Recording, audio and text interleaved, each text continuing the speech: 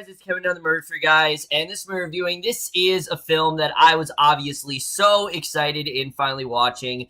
It really is the first big film of November. It is basically the film that closes out what is one of the strongest years for Marvel, without a doubt, and that, of course, is Thor Ragnarok. And what Thor Ragnarok is essentially about is we center on Thor in this movie, and he's going through quite a moral dilemma. Pretty much everything that he's ever had is pretty much taken away. He loses his hammer, he loses his long locks, and right when there is this new ruler, Hela, who wants to take over Asgard, and he has to do what he can to find a way to stop her, and also find a way to stop Ragnarok, aka the destruction of Asgard. And obviously, guys, I was hyped for this movie. Thor Ragnarok in general, I was just very much looking forward to. Like I said, this is probably one of the strongest years for the MCU in recent memory. And it's also been a long time since we got the character of Thor. We haven't seen this character since Avengers Age of Ultron, and I thought they set that up really well in that film. And I was definitely looking forward to seeing how this one was really going to turn out.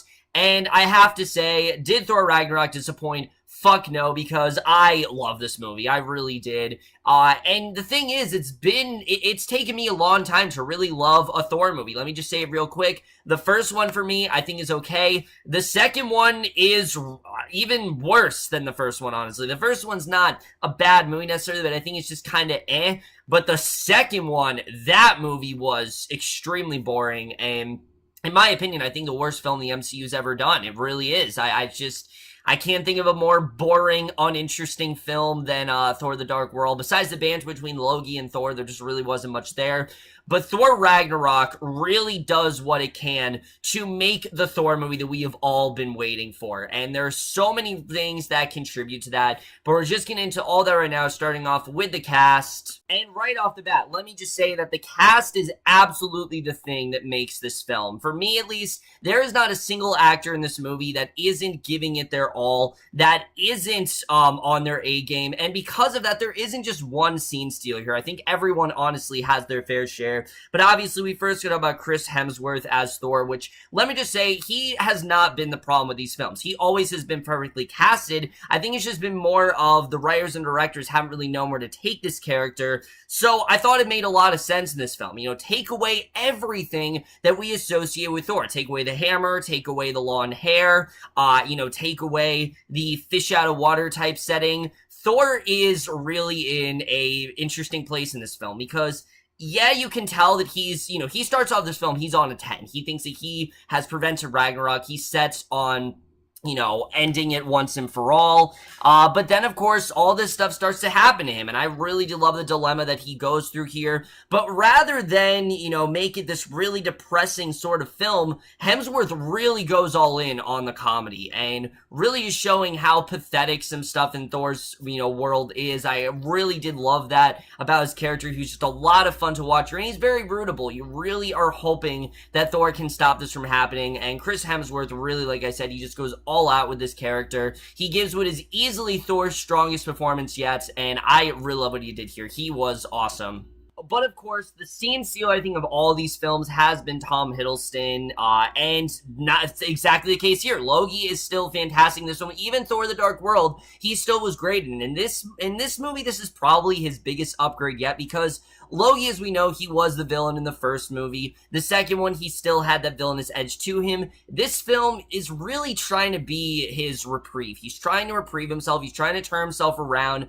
But he also doesn't really know where he stands now. I mean, now that Hela's out there and she is sort of this immortal tyrant and she wants to destroy Asgard, he doesn't really have a place in this world anymore. And seeing him go through that conflict, I thought was really well done. Him and Chris Hemsworth banter is better than ever. I think he just was fantastic in this film. I really do love the direction they took Loki in, and as usual, Tom Hiddleston was great in this role, and he proves to show why he's one of the best characters, I think, in the entire MCU.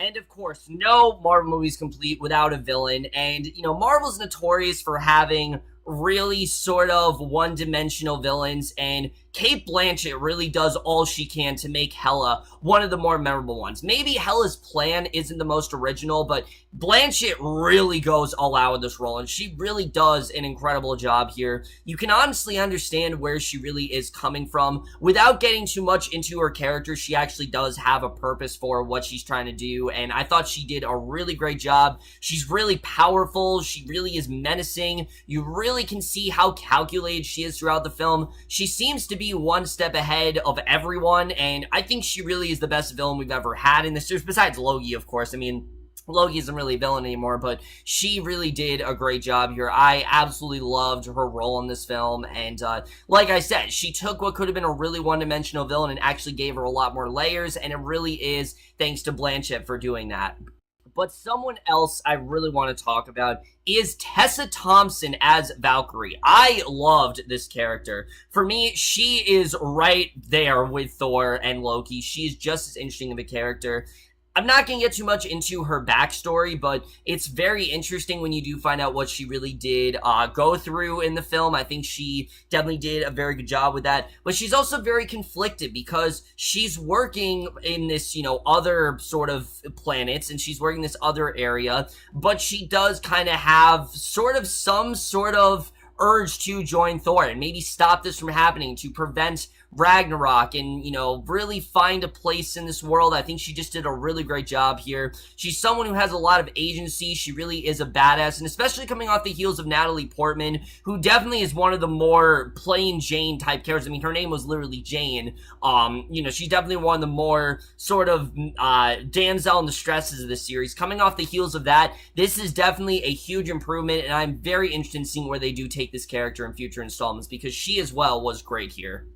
But of course, I know you all want me to talk about Mark Ruffalo in this film, which, let me just say, Hulk is not in this movie as much as I expected, but he's in it enough. I think he still did a really great job here, and just like Thor, we haven't seen the Hulk in a very long time, and a lot of time has passed since then. Bruce Banner in general, he hasn't been there. It's been Hulk. Hulk has been there for 2 years, and there's a lot of history between him and Thor, but again, they really do play it for comedy, and I thought the banter between these two was great. I really did love their scenes together. They're a lot of fun to watch, and I really do love the direction they took him throughout this film. Really, like I said, everyone just really gives it their all here. Jeff Goldblum is fantastic in this film, as he is in everything. Yes, he's playing a very similar character to what we've known Jeff Goldblum to be. He's got all the various, idiosyncrasies of Goldblumisms in there. But you know what? That's Jeff Goldblum. That's what we love about him as an actor, and he really does a great job not really taking this too seriously at all. Karl Urban, I really loved here. I really like his character. Anthony Hopkins, really everyone's great here. Even Taika Waititi, yes, the director actually gave himself a role in this movie, and he does a really great job. I love the scenes between Thor and Korg. This is easily one of the strongest ensembles we've had, I think, in any Marvel film. Like I said, everyone just really goes out, goes all out here, and that is something that I was very impressed with this film. So now let's get to the directing and the writing, because that as well really was a smart direction. Taika Waititi, let's talk about his directing here, because a lot of times the directors, they get these directors and they don't really have much of an impact on the MCU. Taika Waititi, I think, absolutely did, because this feels like a Taika Waititi film. It really does. If you've seen What We Do in the Shadows, if you've seen, some of his other films, like, if you've seen some of the other stuff that he's done, he's, main thing, What We Do in the Shadows. I haven't seen Hunt for the Wilder People, but this is very much in that style. It is very much making fun of itself, and I really did love about this film. I loved how tongue-in-cheek it was, and I love that they didn't take it too seriously. That's really been the problem with the other Thor films, that a lot of stuff that's going on here, it's just really not all that interesting. And this film wisely makes a choice to take things in a comedic direction. I thought it was really smart the way they did that. But because of how strong the comedy was and how consistent it was, for me, the dramatic and emotional moments were that much more impactful, because they don't happen a lot. And I thought that was really smart the way they did that. You know, it's not like this film is just comedy, comedy, comedy. There definitely is emotion in there. It just doesn't happen as consistently as some of the other Marvel films had, and I thought it made a lot of sense to take this in a more comedic direction, because if not, I feel like the film would get boring, it would get really just depressing, and I'm glad they took it in a much more comedic direction. It was a very smart thing to do, and again, kudos is really given to Taika Waititi for really just going all out with this, and really just making sure that this was his vision. I was definitely very happy about that. The screenplay as well, I thought was really well done here, because essentially what we do have is a character study. That really is what this is. Yes, we understand the character of Thor. Yes, we know who Thor is, but Thor in general is really rediscovering himself in this film. He's trying to figure out, again, like most of the characters, what agency do I have in this world? If I don't have my hammer, if I don't have, you know, all the things that I need, how can I really be, you know, a superhero? How can I really have any value to this world whatsoever? And I thought he did a really great job with that sort of moral conflict throughout the film. A lot of characters are going through that, and it's really well done. I really did love the story here. I thought it was honestly really interesting, and that's something I definitely really did love. It's a screenplay. It's very consistent, and the laughs as well. This is really a non-stop laugh riot. We've had a lot of really comedic Marvel films, but this is easily one of the funniest. I mean, I was laughing pretty much at everything. There really weren't too many jokes that didn't hit. Right from the first scene, they go all in with the comedy. And they tell you very quickly, this is going to be a very witty, goofy film. So if you even like stuff like Guardians of the Galaxy or Ant-Man, you're definitely not going to like this, because this is a lot more comedic than, you know, most of the Marvel films have been, and I was fine with that. Again, it worked for me because of what we're really dealing with in this film, you know, because of how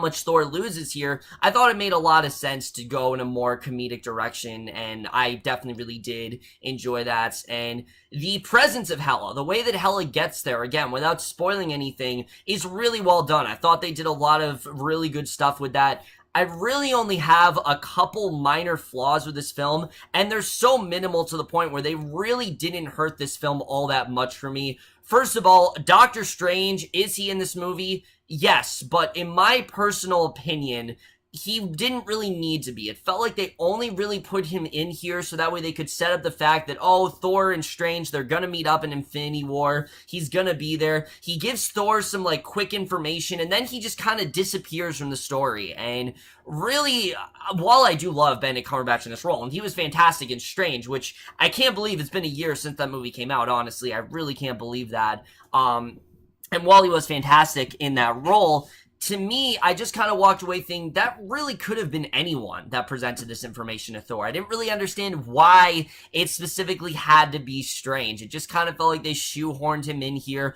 Also, the film doesn't always make 100%, you know, perfect choices. There are some things here that really didn't work. For example, early on in the film, Hela just unceremoniously kills this group that we've been following for the past two films, and it did feel a bit unsatisfying, mainly because they don't bring it up again. They just kind of disappear from the story and go on their merry way, and then that's it. And I just didn't feel as satisfied as the film really wanted me to be, and it didn't really work as well as I think it could have. But like I said, these flaws are so inconsequential. This movie is almost perfect. It's very, very close to it. The effects here are some of the best they've ever been. The Thor in particular, Hulk in particular, I think looks the best he's ever been in a Marvel film. He looks fantastic here. I loved the effects on him, and the cinematography is just such a glossy, colorful film. It's so pleasing to the eye, and it's just really entertaining in that regard.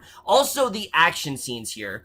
There are a lot of action scenes, and honestly, they are all extremely entertaining and extremely riveting. I love the action scenes in this film. Once Thor assembles this team of essentially the Avengers, which this is not a spoiler, you saw it in the trailer. Once they eventually do come together, the action is fantastic. The payoff is just as good as it really could have been. I was so impressed by how great the action really was in this film. The score as well. A lot of movies, you know, they do this thing where they'll play this song in the trailer, but then it's not in the movie. This one doesn't do that. Immigrant Song is in this film more than once, actually, and they both are used to full effect. I honestly really love the use of the Immigrant Song. I thought it worked very well in this film, and I definitely really did enjoy that. And then the editing.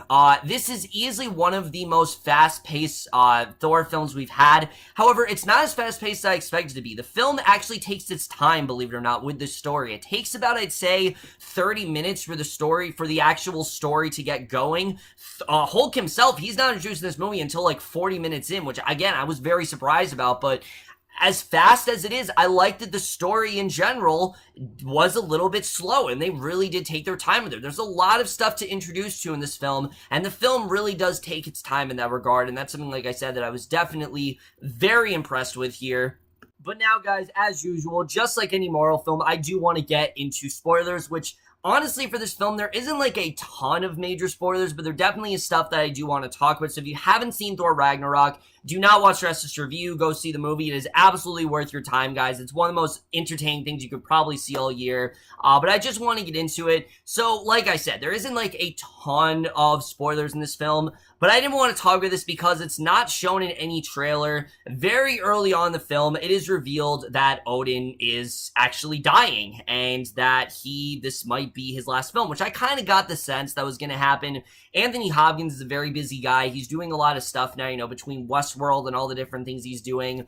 They have to use him sparingly. So I thought they actually made a wise choice in killing off Odin here. And that is actually how Hela is resurfaced, because Hela's been in prison, and Odin has been the one thing that's kept her from coming to Asgard. But now that Odin is dying, Hela can now come to Asgard, and of course it's also revealed that Hela is actually Thor and Loki's sister, which I thought that was actually really cool. I like the familiar connection that she had there. I thought it provided a lot more emotional resonance to the story than I was expecting, and yes, there's a lot of exposition with her character, but I thought it was necessary. The reason why it wasn't a flaw for me is because for this, there's a lot to explain with her. We haven't heard about Hela since this film, so I thought it made sense to give a lot of exposition with her character, and I definitely did get behind her. The fact that she felt like she was abandoned by her brothers, and the fact that she didn't really have much of a role in their life. I mean, I could definitely understand that, and I did like the way that was played out, and I thought they really did get into her character very well there. And I don't think that she was an afterthought. Yes, she is very much on the sidelines in this film, but for me, this movie wasn't necessarily about the villain. Yes, she definitely is out there, but it's about preventing Ragnarok, and that is what Thor is prepared to do. He wants to prevent Ragnarok as much as possible. He thought that Surtur was going to be, the end of Ragnarok, but it turns out that wasn't really the case. We think Hela's going to be the end to Ragnarok, and I thought that was honestly very well set up, as well. Also, the role that Hulk plays in the film, I really did enjoy. I really like the arc that once Banner wakes up, he doesn't know anything that's happened in the last 2 years. He thinks the Sokovia is still going on. He thinks that they're still battling Ultron. He really is not in the know about what's really going on. And there is a lot of bad blood between these two. It takes a while for Banner to really get back on Thor's side, which made a lot of sense because obviously, he's been asleep and they haven't really told him anything, and he's surprised that they just kind of left him there. And I thought it was really well done the way that Romanoff was actually the one that brought him back to Banner. I really did enjoy that, and I really like seeing this team assembled. I thought that was definitely really well done.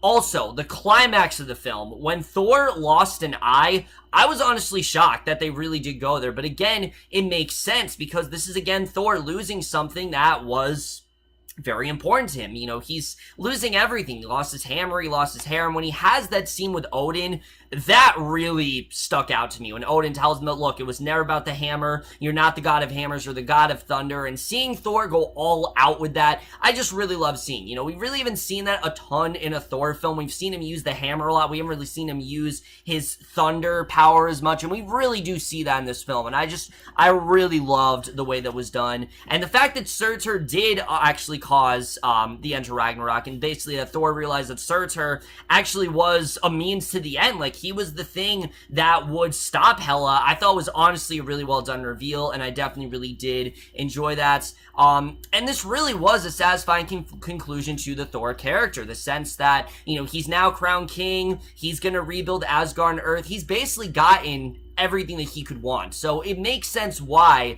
this is, in fact, the last Thor film. At least I'm assuming, because, you know, Captain America had 3 films, Iron Man had 3 films. Thor, I think, makes sense to close out on 3 films. But of course, there's still Loki, because yes, Loki did redeem himself here, but we know that he does give him the Tessera, and the question is, does Loki actually do something with it? Is he going to use the Tessera? I think Loki's turned himself around, but we'll have to see. I mean, it seems like every time Loki is actually on the, you know, the good side, he always seems to hinder back to that darker path, and we'll have to see what does happen in Infinity War. And of course, the very end, I love the way they set up where they just see that large spaceship. It worked very well here, because again, it's very goofy, it's very silly, but you know that definitely is Thanos. He is definitely coming to Earth, and he's ready to wreak havoc as soon as possible, so I'm looking forward to seeing the way all that is going to go down. This really just had everything you could really want in a Marvel film. It was very entertaining. There weren't like a ton of spoilers. Like I said, you know, this is probably one of the more bigger Marvel films where there isn't like a ton of spoilers permeating everything. There definitely were a lot of surprises here, but I definitely did like how minimal some of the spoilers were. This film was more entertaining, if anything, and that's one of the reasons why it worked as well as it did for me. So overall, guys, we reviewed Thor Ragnarok. Let me know what you guys thought of me overall. Left your thoughts on it. Very excited to see how this movie does turn out. Please see it as soon as possible. It is absolutely worth your time. You will definitely have a very fun time with this movie, and you definitely will not regret it for sure. But that's my review, guys. Hope you enjoy it. Let me know what you guys thought of me overall. What has been your favorite of the 3 MCU movies? No, Logan does not count. What has been your favorite of the 3? Love to hear your thoughts on that. But I will see you guys in my next video, and I will see you guys for that. Okay, bye. Thor Ragnarok, guys, honestly is one of the most entertaining films I think Marvel has ever done. It is just non-stop hilarity, but also non-stop story. It's just very interesting the way it's done. It really shows how well the film has built Thor's character. It's everything this character has been building up to. It's everything we could really want out of this character, and it really is the film I think the character Thor has really been waiting for. It gives you everything you could really want in a Thor movie. It's got a lot of really fun moments, but it also has some really badass action sequences and introduces us to some really fascinating new characters that I'm very interested in seeing really where they're gonna go. And it is a very strong way to close out, like I said, what has been one of the strongest years for the MCU. It definitely is one of my favorite Marvel films to date. It probably is the strongest one out of the 3 that we've had. You know, Spider-Man, and Guardians. I think this is definitely the strongest of the 3 by far. I just really loved everything about Thor Ragnarok besides those minimal flaws. I am absolutely going to give Thor Ragnarok overall an A.